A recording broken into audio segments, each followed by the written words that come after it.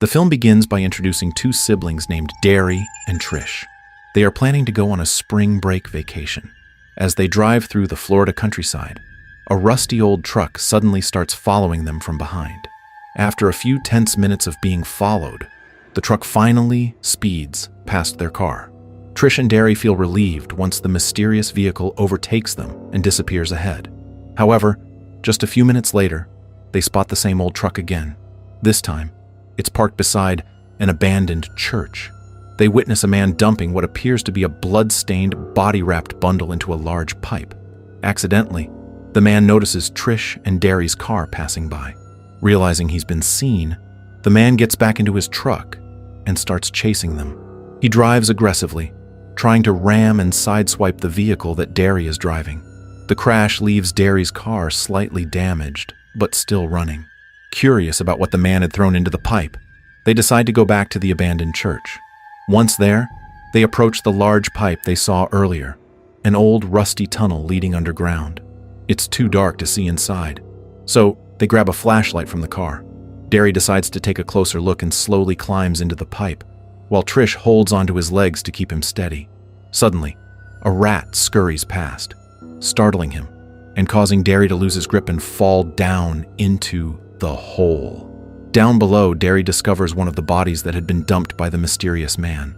As he gets closer, he realizes the person is still alive.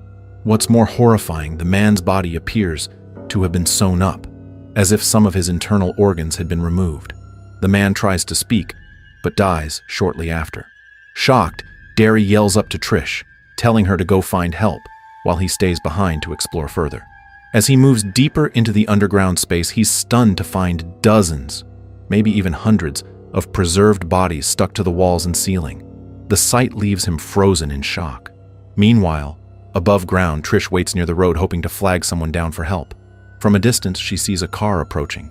Fearing it might be the same man from before, she quickly jumps back into their car and locks the doors. But it turns out to be someone else entirely. Just then, Derry suddenly appears, startling Trish.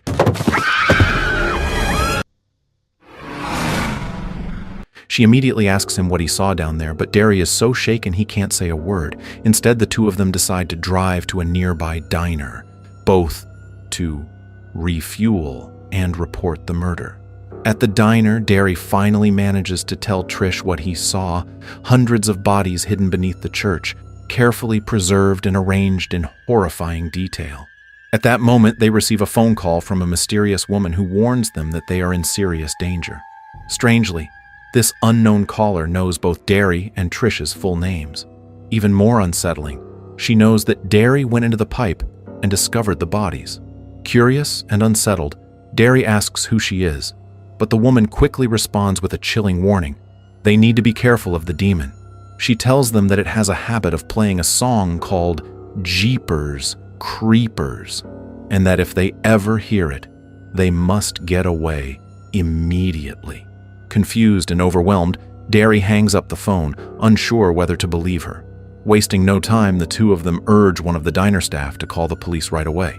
Soon after, the police arrive, and Derry and Trish immediately tell them everything about the bodies hidden beneath the church and the mysterious man driving the rusty truck. At first, the officers don't believe their story, thinking it's too strange to be true. But then, one of the diner staff interrupts and says that someone was seen entering Derry's car and smelling the clothes they had brought. Disturbed by this strange behavior, the police finally agree to investigate and head out with Derry to the old church. While they're on their way, a sudden radio call comes in. The church is on fire. The blaze is massive, and by the time they get there, all the evidence, including the bodies, has been destroyed. No one knows who started the fire, and there are no clues left behind. Before they can react, the group is ambushed. The mysterious figure suddenly appears and kills the police officers, then loads their bodies into the back of the same rusty truck. Moments later, Derry and Trish hear a familiar, haunting song playing, Jeepers Creepers. Terrified and overwhelmed, Derry and Trish decide to get as far away as possible. While driving, they spot a nearby house and, desperate for help, they stop, hoping to find a phone to contact the local police. An elderly woman answers the door, She lives alone, surrounded by dozens of cats. As they explain their situation, the woman suddenly grows tense. She senses that someone else is outside, lurking in her yard. Not just Derry and Trish, but something else. Realizing the danger, the old woman grabs a shotgun and fires at the figure in the dark.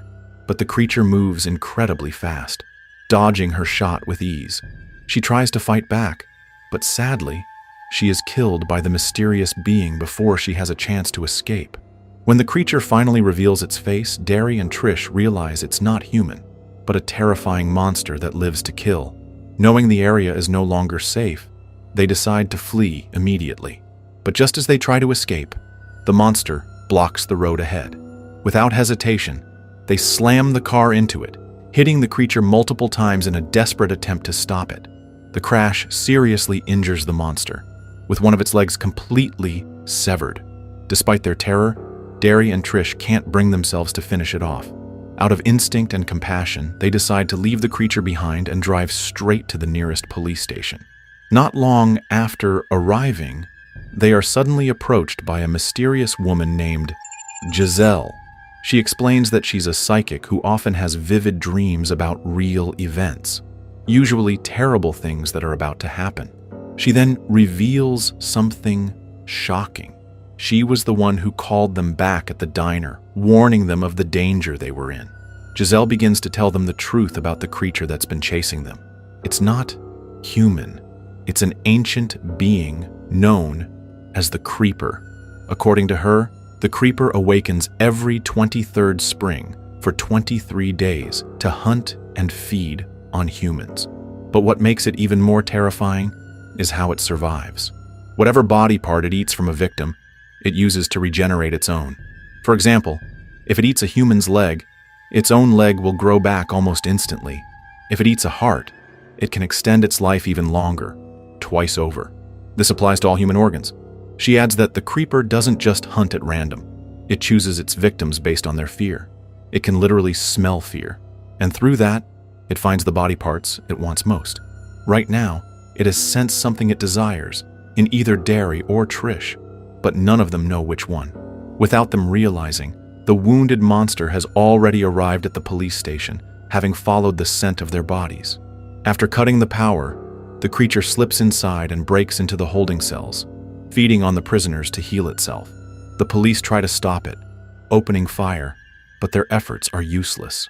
The monster is too strong, and several officers are killed in the chaos. Gone! Gone? What the hell are you talking about? Gone!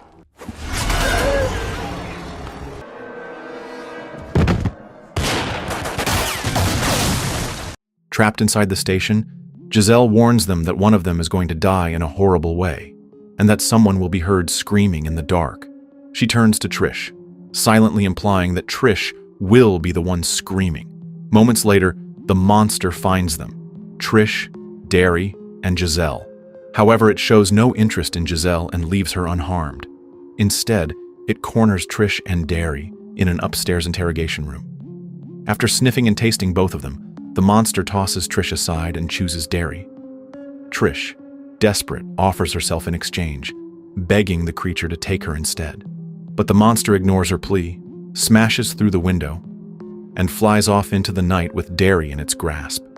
Trish runs outside, screaming into the darkness, just as Giselle had predicted. In the end, Trish is the one who survives the terrifying ordeal. The next morning, her parents arrive to take her home. In the film's final scene, we see the Creeper's new hideout, and the horrific truth: Derry has been brutally killed, his body torn apart.